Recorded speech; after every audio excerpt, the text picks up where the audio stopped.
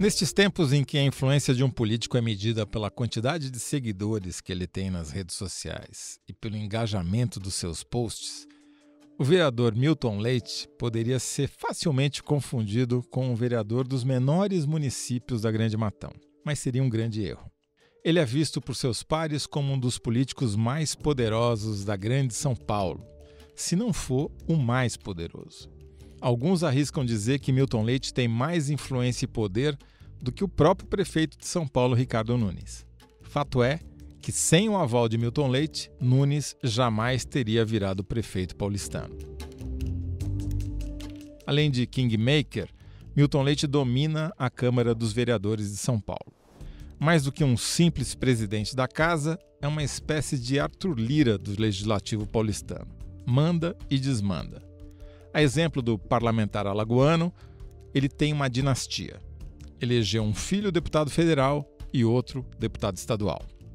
Também é o todo-poderoso do União Brasil em São Paulo. É quem decide as alianças do partido e quem indica seus representantes na administração pública.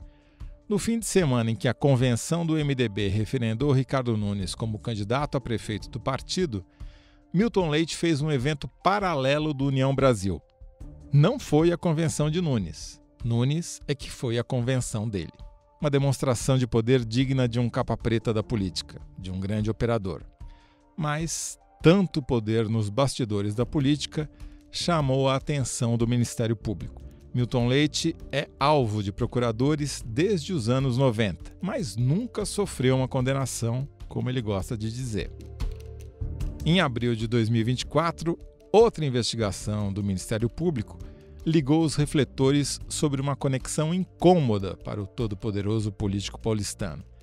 A interceptação de mensagens de aplicativo e correio eletrônico encontrou o nome de Milton Leite em várias trocas de recados entre pessoas acusadas de lavar dinheiro para o PCC, o primeiro comando da capital. Quem vai contar essa história para a gente, a história do Milton Leite, são os repórteres Flávio VM Costa e Juliana Sayuri. Seja bem-vindo de volta ao All Prime, Flávio VM Costa. Olá, Toledo, é um prazer estar aqui com você novamente. Prazer é nosso. Bom, bem-vinda de volta você também, Juliana Sayuri. Oi, Toledo, é bom estar de volta. Eu sou José Roberto de Toledo e este é o All Prime. Toda semana a gente conversa com os melhores repórteres sobre as melhores reportagens do UOL.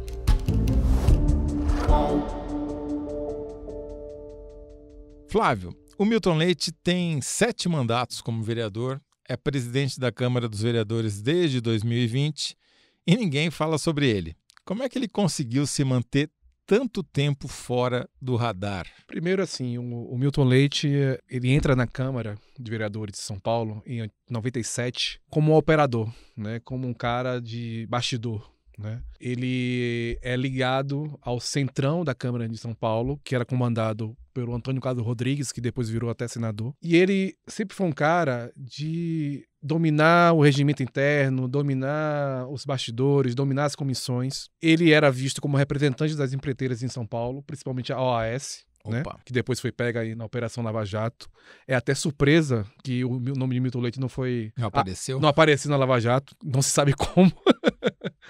Mas Milton Leite, então, ele sempre foi um cara de bastidor. E ele vem da onde? Qual a região dele? Ele tem uma base eleitoral muito forte na zona sul de São Paulo, que é a mesma região do prefeito Ricardo Nunes. Para quem não conhece o município de São Paulo, a gente compara o mapa da cidade de São Paulo a um cachorrinho. A Zona Sul seria o pescoço, é uma das áreas mais populosas junto com o focinho, que é a Zona Leste. Isso. Aí ele começa, né, operando primeiro para as empreiteiras, dominando esse regimento interno. Então ele tem uma trajetória muito parecida com Eduardo Cunha, digamos assim, em termos de dominar esse bastidor político do parlamento, né, municipal. Ele depois se transforma também em um cara mais influente na área de setor de transporte de São Paulo, né? E quando o Dória se torna prefeito, ele consegue chegar... Em 2016, a eleição? Né? Por aí, né? Toma posse em 2017. E a gente sabe que o Dória sempre se apresentou como um antipolítico, né? Um empresário, um homem de negócios. E o Dória não gostava desse rame-rame da política, né? E aí entra o Milton Leite e vira o homem forte do Dória, no governo do Dória, na Câmara Municipal. E aí ele consegue nomeações de cargos importantes, Ele consegue colocar gente influente na Secretaria de Transporte, gente na CET, Companhia de Engenharia de Tráfego. E é um cara que, de alguma forma, ele nunca esteve sobre o radar da imprensa. Assim, ele nunca foi alvo de um perfil mais alentado. É um cara que passava também incólume por várias investigações e às vezes essas investigações não chegavam à imprensa. De alguma forma, ele conseguiu ascender com um poder cada vez maior sem ser notado pela mídia. Ou seja, ele conseguiu ter um poder crescente, que você descreveu muito bem, sintetizou muito bem a escalada dele, e conseguiu, ao mesmo tempo, ficar fora do noticiário. Foi por causa disso que você e a Juliana resolveram investigar ele? Havia rumores, né, boatos sobre uma certa ligação do Milton Leite com um crime organizado, mas nunca provados, né? Uhum. Desde antes de eu começar essa reportagem, e aí eu chamei a Sayuri porque eu precisava de uma repórter experiente, né, para me ajudar nessa investigação, eu já notava um temor muito grande das pessoas falarem sobre ele, né? O que foi comprovado durante nossa apuração. Então, assim, pra gente era um personagem óbvio, mas que não estava no radar da imprensa e que é um personagem central na disputa pela Prefeitura de São Paulo. Né? Flávio, o que é a Operação Fim de Linha e o que o Milton Leite tem a ver com ela? Bem, a Operação Fim de Linha, em poucas palavras, é uma investigação do Ministério Público de São Paulo, do GAECO, né, o Grupo de Combate ao Crime Organizado, que investiga a infiltração do PCC no sistema de transporte coletivo de São Paulo. Então, há uma suspeita de que o PCC é o verdadeiro dono de algumas empresas de transporte coletivo da cidade de São Paulo. Ônibus e vans? Ônibus, vans, mas basicamente agora são empresas de ônibus mesmo, né? São empresas, antigas cooperativas que se transformaram em empresa de ônibus. Uma dessas empresas, a Transwolf, há uma suspeita de que há uma ligação próxima. Talvez que o Milton Leite seja um dos donos dessa empresa. Ele não aparece nos papéis da empresa. Não aparece nos papéis, mas seria talvez, né, uma suspeita de que, no mínimo, há uma relação muito próxima dele com os donos no papel da empresa, Transwolf, né? Então, ele começa essa investigação como uma espécie de testemunha, mas, na verdade, ele se torna um dos alvos porque há documentação que mostra essa proximidade entre ele e os representantes da Transwolf. O que há em defesa do presidente Milton Leite, acho que é uma defesa forte, é o fato de que, primeiro, por enquanto só está como testemunha, e segundo o fato, isso ele lançou numa nota posteriormente, de que ele já teve os sigilos quebrados, né? Quando uma acusação de rachadinha, etc. e tal. E não encontraram, à época, nada que gerasse suspeita ou que merecesse continuar sendo investigado. Então, por enquanto, me parece que são acusações muito frágeis. Agora, que há isso em relação ao Milton Leite, e acho que ao Tato também. Né? Agora, que há algo de errado no meio dos transportes, isso há. Esse é o vereador Fernando Holliday, do PL. Como é que eles descobriram? Foi uma troca de mensagens que o nome dele apareceu? Por volta de 2005, 2006, há denúncias anônimas afirmando que o Milton Leite é o verdadeiro dono da Transwolf. Mas nessa investigação do GAECO, eles avançam um pouco mais. Por exemplo, eles encontraram e-mails trocados entre funcionários públicos ligados a Leite, ao gabinete dele, e dirigentes da Transwolf, em tom de proximidade. Há também um convite feito a Pandora, uma assistente parlamentar, que trabalha com Leite, para uma reunião do Conselho Municipal de São Paulo. Quem é Pandora? Pandora é o Luiz Efigênio Pacheco, que, segundo o MP, é um membro do PCC e um dos donos da Transwolf. Você tem também uma conversa entre uma assistente parlamentar de Milton Leite e um dos sócios da Transwolf, o Cícero de Oliveira, o Té, que também seria membro do PCC. Essa conversa indica que serviços de funcionários da empresa, funcionários da Transwolf, trabalharam no gabinete de Milton Leite. Então era bem próximo mesmo. Sim, ainda tem uma conversa entre o Té, esse Cícero Oliveira, e um capitão da PM, chefe da assessoria da Polícia Militar da Câmara. Esse capitão da PM, que seria ligado a Milton Leite, prestou serviço para a Transwolf. Quer dizer, tem vários personagens que são próximos ao Milton Leite e ao gabinete dele na Câmara Municipal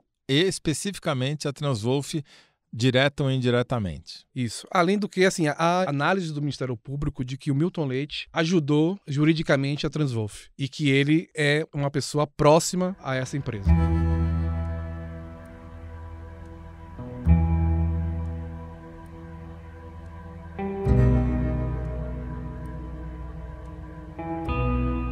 Agora, quando a operação foi deflagrada, em abril, se eu não me engano, né, veio também à tona uma reportagem que você publicou logo depois, ligando o governador Tarcísio de Freitas a essa operação? Qual que é a relação de uma coisa com a outra? Eu e a Sayuri, a gente apurou com diversas fontes ligadas ao governo de São Paulo, à Câmara, que o Tarcísio aproveitou essa operação, essa investigação, para pressionar o Milton Leite a votar a privatização da Sabesp na Câmara Municipal. Até a deflagração dessa operação em abril, o Milton Leite estava embarreirando, digamos assim, essa votação. Entendi. E ele se mostrava publicamente até contrário a essa privatização. Uhum.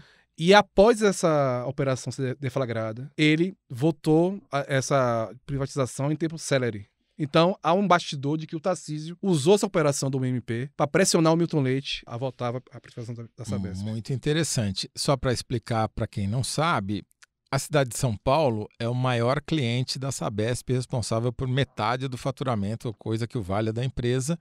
E se a cidade de São Paulo não topasse contratar uma empresa então privatizada, a Sabesp, né?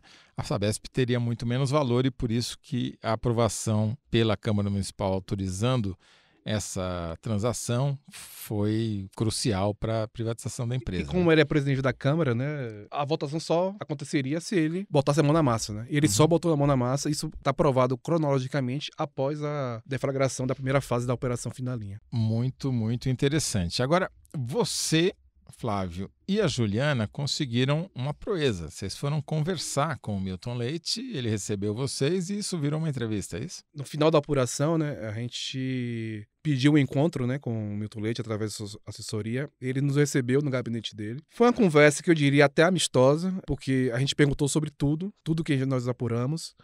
Até coisas que não entraram na matéria, a gente fez perguntas diretas a ele e ele respondeu de maneira assertiva. Uhum. Ele negou, né, que tivesse qualquer tipo de relação promíscua com a Transwolf, minimizou a sua influência na Prefeitura de São Paulo, né? Mas respondeu diretamente a todas as nossas perguntas. Por mais que a gente tentasse apertá-lo, digamos assim, Sei. ele respondeu sem tergiversar, digamos assim. Já tinha acontecido a votação da Sabesp na Câmara quando vocês conversaram com ele? Ele negou, ele disse que a relação dele com o Tarcísio é ótima, o que é uma mentira. Todos nós sabemos, né, que o Tarcísio reduziu a influência dele no governo do estado. Quando a gente publicou essa matéria, que foi meses antes desse perfil, ele negou veementemente e mostrou muita irritação porque a gente publicou que as pessoas tinham medo dele, né? E isso na entrevista foi uma coisa que ele repetiu. Ele disse não entender porque as pessoas teriam tanto medo dele assim, que ele sempre foi um cara dado ao diálogo, é um cara que não se furta a conversar com nenhum parlamentar. Uhum. Mas a gente tem que só enfatizar que a gente falou com várias pessoas de vários setores, políticos, empresários, e a maioria das pessoas absolutamente não queria dar declaração em on para a reportagem. As pessoas têm temor de falar sobre o Milton Leite publicamente.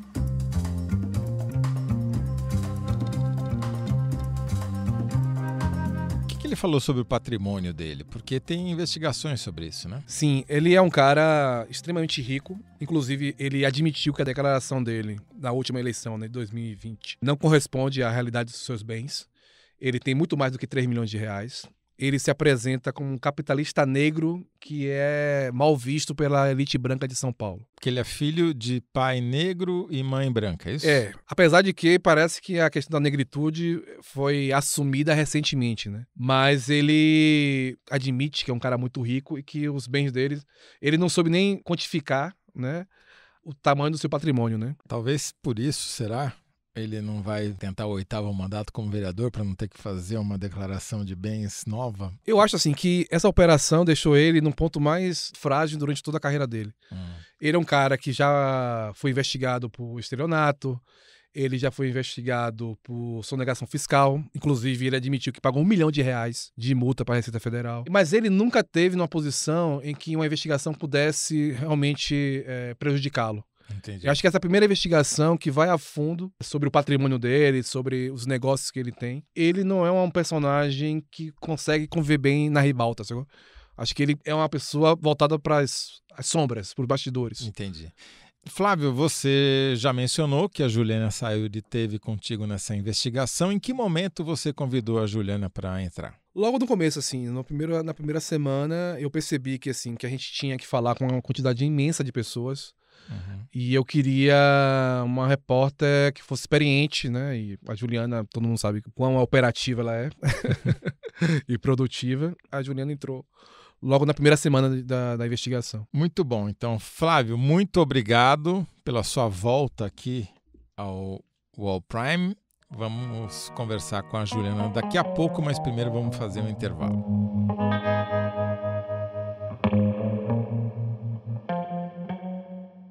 Opa, Thaís. Salve, salve, Toledo. Aqui no podcast A Hora, a gente traz os principais fatos da semana com apurações exclusivas, dados, análise e muito bom humor. Thaís Bilenque, curto e grosso, que raios está acontecendo na Venezuela? A Venezuela realizou eleições nesse domingo passado e o Nicolás Maduro, que é o mandatário do país, se declarou vitorioso. A oposição contestou, a comunidade internacional deu um passo atrás e falou, bom, se não tiver atas de votação, não tem como dizer se o resultado procede ou não. Já o ex-presidente viu a polícia chegar cada vez mais perto da sua porta. Depois de Bolsonaro ter sido indiciado por falsificar certificados de vacinação, policiais federais prenderam essa semana assessores suspeitos de fazerem parte do gabinete do ódio durante o governo bolsonarista. Mas essa história é mais complexa do que parece. A hora e a vez da bênção do prefeito. A hora e a vez é de Kamala Harris. A hora e a vez de Vacef na terra do Mickey. A hora e a vez dos 40 gramas. Fake, fake, fake.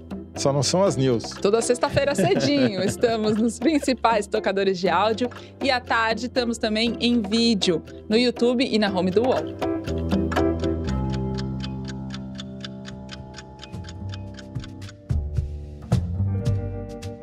Juliana, quando o Flávio te convidou para entrar nessa investigação, você já tinha ouvido falar no Milton Leite? Era uma figura conhecida? Eu conheci o apresentador.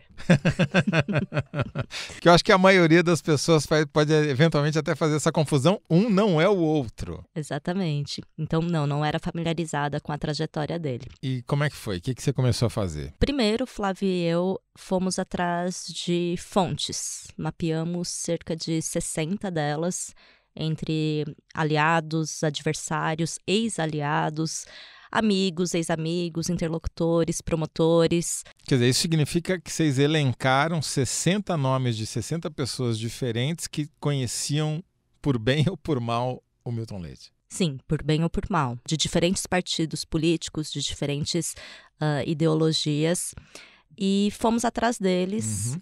Deles conseguimos cerca de 40 entrevistados. Desculpa, mas eu sou obrigado a perguntar. Os outros 20 não quiseram falar? Ou alguns não foram assim, localizados, tá. Mas mesmo entre esses 40 que quiseram falar, acho que talvez 90% deles pediram expressamente para não serem identificados na reportagem. Só por respeito, obviamente, ao Milton Leite, né? Não sei se posso dizer respeito, mas vou dizer duas situações que eu achei curiosas nesse processo de apuração, coisas que nunca tinham acontecido comigo antes. Mas uma das fontes pediu para que eu guardasse o celular em uma caixa bloqueadora de sinal para garantir que nós não estávamos sendo gravados, grampeados ou qualquer coisa do tipo. Não é nem que você não estivesse gravando, é que o seu celular, sem você saber, não estivesse gravando a conversa, é isso? Precaução a todo custo. Uau! Outra fonte, isso é que é respeito. Em todos os encontros que tivemos, fez questão de escolher lugares em que sabidamente não havia câmeras de segurança. Câmeras de segurança que são monitoradas pelo poder público. Sei, para não ter registro nenhum do encontro de vocês. Depois das fontes, uma parte essencial foi a gente conseguir acesso a documentos. Uma série de documentos, mais de 100, somando milhares e milhares de páginas, entre eles documentos públicos relacionados aos contratos, aos editais de licitação, a tudo que envolvesse a Transwolf, a empresa de ônibus que está sendo investigada, as construtoras que são registradas no nome da família Leite, e investigações, documentos do Ministério Público, de todas, na verdade, as investigações que já foram abertas ao longo dos anos relacionadas ao assunto. Só para a gente saber a origem do Milton Leite, esse histórico de empresa, você falou que ele tem várias empreiteiras em nome dele. Como é que ele começou a vida dele? Bom, Milton Leite é um paulistano de Piraporinha, um bairro na Zona Sul. Sagrou-se político graças a um reduto eleitoral no Mboi-Mirim, onde ele abriu as suas empreiteiras. Uma construtora se chama Neumax e uma empresa de terraplanagem se chama Lesimo. Ao longo dos anos, inclusive como diz a biografia dele no site oficial da Câmara, ele ergueu moradias, colocou a mão na massa, enfim, para a população que necessitava de moradia na Zona Sul. Quando ele fala botar a mão na massa, não é figurativamente. Vamos acreditar no que Sim. diz a biografia. Mas sim, ele começou como um construtor, um tecnólogo, na verdade, que foi como ele se identificou em alguns boletins de ocorrências antigos, lá da década de 80 e 90. Tecnólogo é quem faz o ensino médio técnico. Isso. Alguns boletins de ocorrência antigos aos quais a gente teve acesso graças ao jurídico do UOL, que desarquivou alguns processos. Como assim? Explica melhor essa história. Como assim? Que boletins de ocorrência? O que é? Vou dar 2 exemplos. Em 1981, Milton Leite dirigiu uma Brasília branca e ele levou o carro para uma funilaria para pedir um serviço, enfim, mecânico. Ele não gostou do serviço, então quando o mecânico foi sacar o cheque que ele tinha recebido como pagamento, descobriu que o cheque não tinha fundo. Milton Leite tinha assustado o cheque e foi assim que ele se defendeu em relação a esse caso. O mecânico procurou a justiça. Entendi. Só que um caso de 1981, na verdade, terminou arquivado, enfim, Sem consequência. sem consequências, e por isso que o jurídico do UOL teve que desarquivar. Entendi. Bom, descobri agora, através da Juliana Sayuri, que eu e o Milton Leite temos algo em comum. Não é o cheque, é a Brasília branca.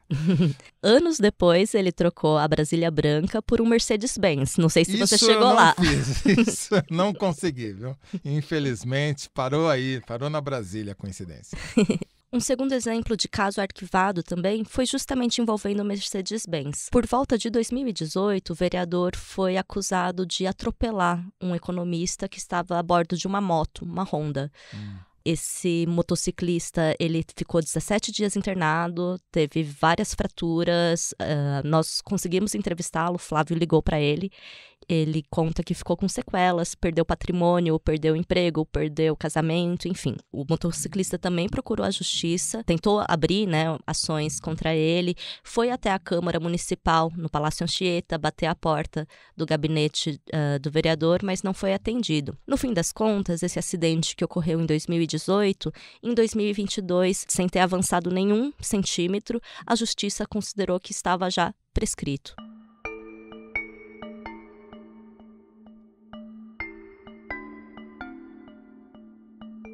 Juliana, você sabe qual é o slogan do Milton Leite, não? Não tem segredo, tem trabalho.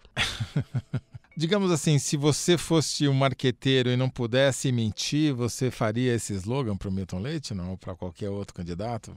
De todas as fontes que a gente ouviu, todas elas descrevem Milton Leite como um político extremamente inteligente, articulado e, sim, trabalhador. Quanto desse trabalho é visível e o quanto desse trabalho fica nas sombras, acho que é impossível de dizer.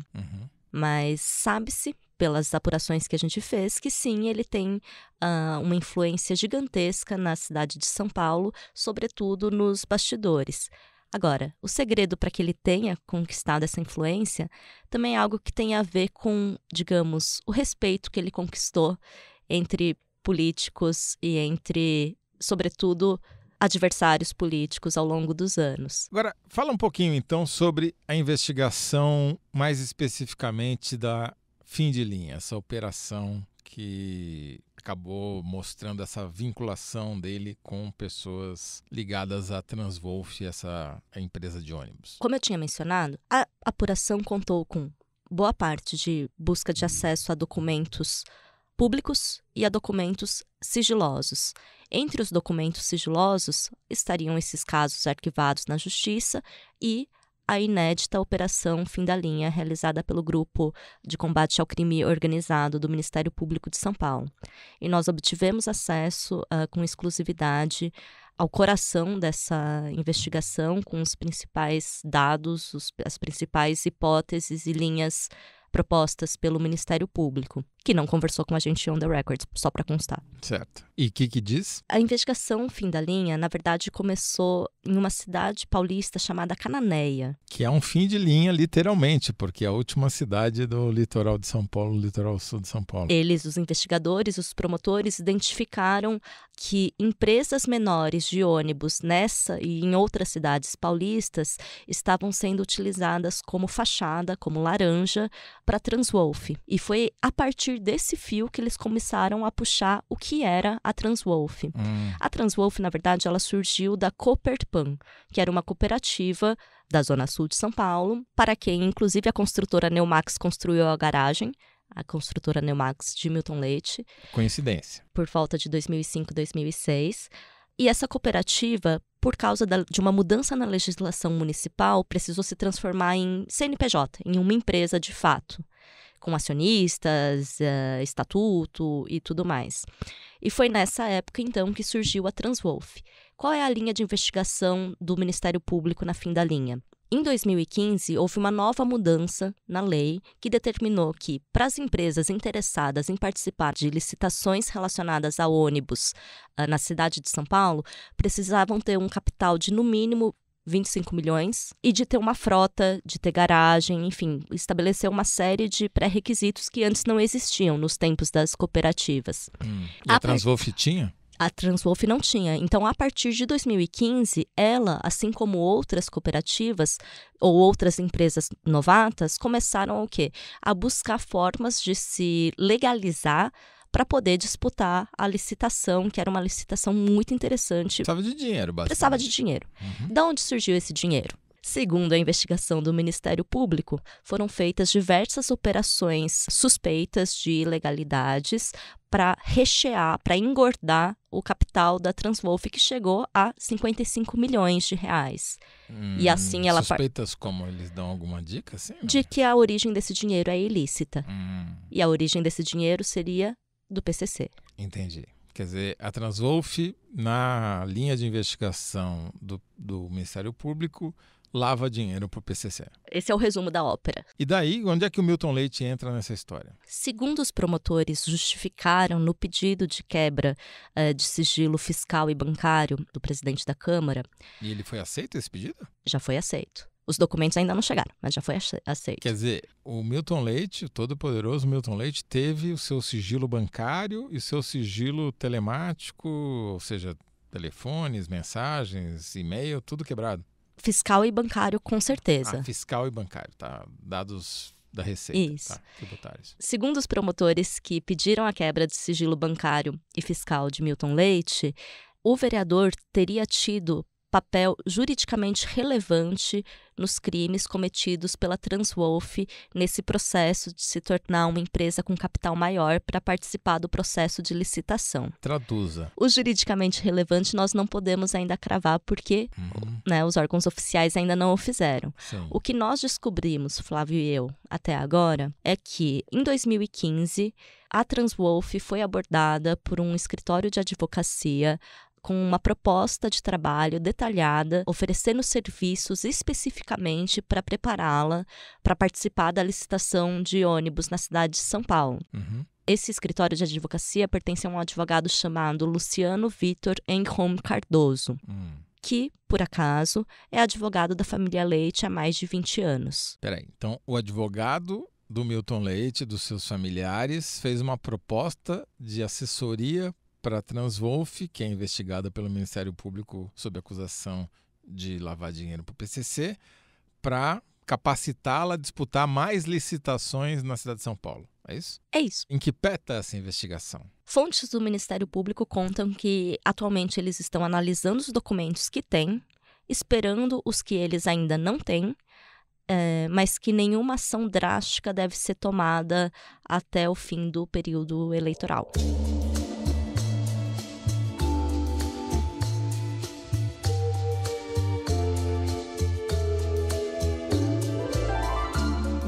O Flávio Vemmi Costa contou pra gente que o Milton Leite tem uma influência muito grande no setor de transportes e que o pináculo, digamos, do poder do Milton Leite foi durante a gestão de João Dória como prefeito de São Paulo.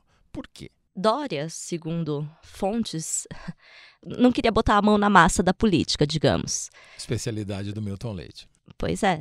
Então, acho que foi um encontro entre útil e talvez agradável, passar o poder de indicar pessoas para cargos chaves, cargos de confiança em órgãos públicos, tanto na prefeitura, na época em que Dória era prefeito, quanto no governo de São Paulo, quando Dória foi governador, para Milton Leite. E foi o que ele fez, então, em alguns órgãos, sobretudo relacionados a transporte. Dá exemplos para a gente. Na CET, na Companhia de Engenharia de Tráfego, e na CETRAN, a Secretaria Municipal de Mobilidade e Trânsito, por exemplo, há uma série de indicados de Milton Leite. No caso até da CETRAN é mais visível porque entre as pessoas que hoje ocupam cargos de chefia, de diretoria, estão ex-assessores parlamentares dele e de seus filhos. Você ter ex-assessores nesses cargos te dá que tipo de vantagem? No caso da CET, por exemplo, o presidente da Câmara já teria pedido mudança de direção de uma rua na zona norte de São Paulo, o que uma fonte da CET classifica como um capricho. Mudar a mão da rua? Uhum. Assim, em vez de ela subir, ela desce, segundo o interesse do vereador. E segundo a fonte, os tipos de pedidos vindos de ML, inclusive naquela questão sobre todo mundo diz que tem medo de Milton Leite, todo mundo evita falar sobre ele publicamente, isso vai até em relação à própria menção ao nome próprio dele. Uma fonte do mercado de ônibus diz que parece Voldemort, aquele que não pode ser nominado. Exatamente. Outra fonte diz que prefere-se utilizar as iniciais, ML.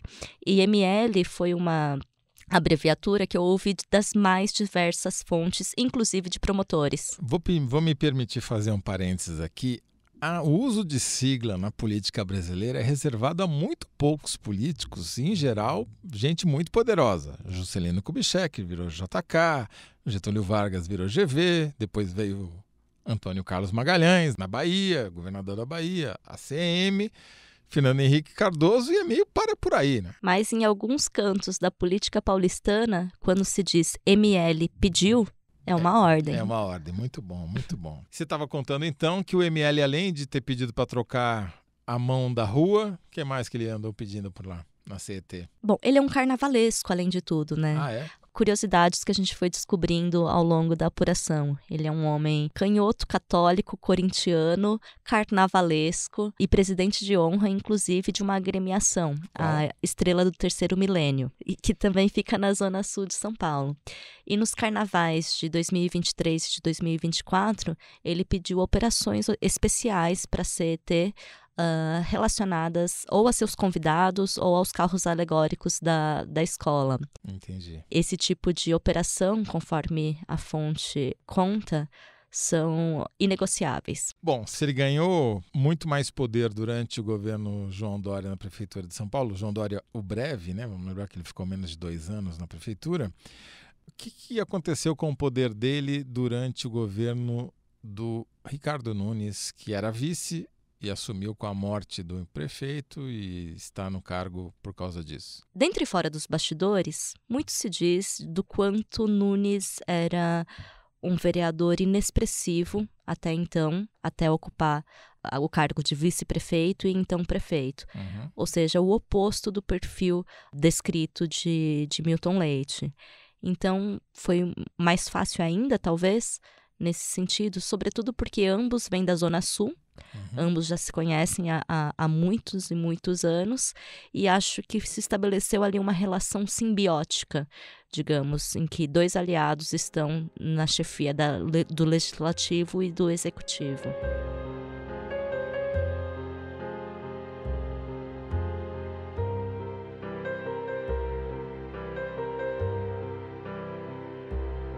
O Milton Leite anunciou que não vai ser candidato para o 8º mandato a vereador, mas ele tem filhos que vão dar continuidade à sua dinastia política. Fala um pouquinho, explica um pouquinho como é que é. Vai ser o fim da carreira política do Milton Leite, ele saindo da Câmara Municipal, ou ele vai se perpetuar de outras maneiras? Olha, dificilmente. Uma porque ele já tem 2 filhos ocupando cargos, né? Alexandre Leite, que é deputado federal lá em Brasília, e Milton Leite Filho, que é deputado estadual aqui em São Paulo, ambos pelo União Brasil. E lamento a aposentadoria dele, sei que ele já doou o necessário para a nossa cidade com relação à prestação de serviço, mas o Milton é uma referência própria classe política, né?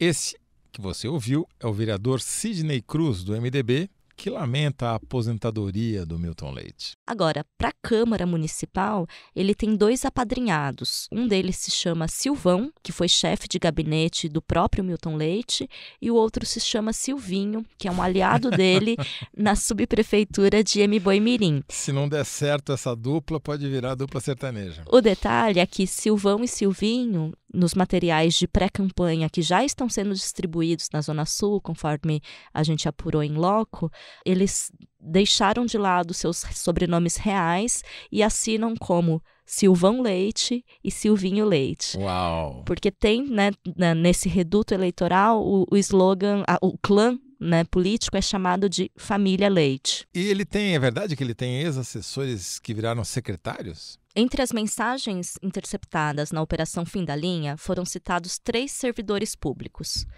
Uma delas é a senhora Solange Gomes, que era assessora parlamentar de Milton Leite e que estava pedindo para Cícero de Oliveira, o TE, informações sobre notas fiscais, o que indicaria aos olhos do MP que funcionários da Transwolf prestaram serviço no gabinete de Milton Leite. Hoje, Solange Gomes é tesoureira adjunta do União Brasil, ou seja, continua como braço direito do presidente Milton Leite, que agora é tesoureiro do União Brasil e também presidente do diretório municipal. Só para o nosso ouvinte entender, o presidente e o tesoureiro são os 2 únicos cargos que têm poder para assinar cheque, se é que existe ainda cheque, ou fazer ordenamento de pagamentos, né? Então ele acumula para não deixar espaço. Outro nome citado na operação foi Patrícia Araújo, que à época era secretária da presidência da Câmara, ou seja, assessora muito próxima de Milton Leite, e que hoje é chefe de gabinete da Secretaria de Transporte Municipal. O último nome que foi citado, que nós identificamos também, já tínhamos cruzado essa informação como uma pessoa de interesse, é um PM chamado Alexandre Paulino Vieira. Uma fonte tinha cantado que ele seria um aliado importante de Milton Leite, e quando a gente bateu o olho no número de telefone, na verdade, que a gente soube que era ele mesmo. A gente já tinha o número dele anotado para um caso de emergência. Vem cá, e na Câmara Municipal, ele só deixou amigos? Só vai deixar amigos ou tem algum inimigo? Entre os diversos parlamentares que a gente entrevistou, muitos deles, aliados de Milton, quiseram falar publicamente apenas num tom de lamentar a aposentadoria, entre aspas, precoce, de Milton Leite da Câmara Municipal. Só para terminar então, Juliana, o Milton Leite, reza a crônica política paulistana, queria ser candidato a vice-prefeito na chapa bolsonarista, né, do Ricardo Nunes, do atual prefeito, mas o bolsonarismo e o Bolsonaro especificamente bloquearam essa possibilidade ao indicar, o PL indicar o vice. Conta um pouquinho esse bastidor e qual a consequência disso. Foi uma queda de braço que o Milton Leite perdeu na cidade, né? Uma que ele não gostou muito, acho que ninguém gostaria. Tanto que, entre aspas, uma ala do União Brasil, à época da convenção municipal do partido, estava cogitando lançar ele mesmo, Milton Leite, como candidato a prefeito. Na verdade, foi uma alfinetada, né? Uma alfinetada no prefeito atual, Ricardo Nunes, porque ambos sabem que Nunes precisa do apoio de Leite. No dia da convenção municipal do partido, lá na Zona Sul, eu estive lá, tinha um pôster com uma silhueta, obviamente a silhueta de Milton Leite, com 2 palavras, prefeito, interrogação, será, interrogação. Mas questionado, ele disse que aquela não é a silhueta dele. Muito obrigado, Juliana Sayuri. Quem quiser ler as reportagens que você e o Flávio M. Costa escreveram, ver o vídeo, onde é que encontra? A reportagem você encontra na página do UOL Prime e o vídeo no YouTube do UOL Prime. E há também outros textos, né? É só buscar pelo nome do Milton Leite que você encontra, não é isso? Isso, o político, não o apresentador. Muito obrigado a você que nos ouviu até aqui. Eu sou José Roberto de Toledo e faço a apresentação do podcast UOL Prime. Conversei hoje com os repórteres do UOL, Juliana Sayuri e Flávio VM Costa. O roteiro é da Helena Dias. A captação do João Pedro Pinheiro. Montagem e desenho de som do Lucas Zacarias. Trilha sonora original, João Pedro Pinheiro. Trilha sonora incidental, Epidemic Sound. Coordenação da Lígia Carriel e da Caroline Monteiro. O podcast é um produto do UOL Prime e o Diego Assis é o gerente-geral de reportagens especiais. A supervisão é do Murilo Garavello, diretor de conteúdo do UOL. Até a próxima semana.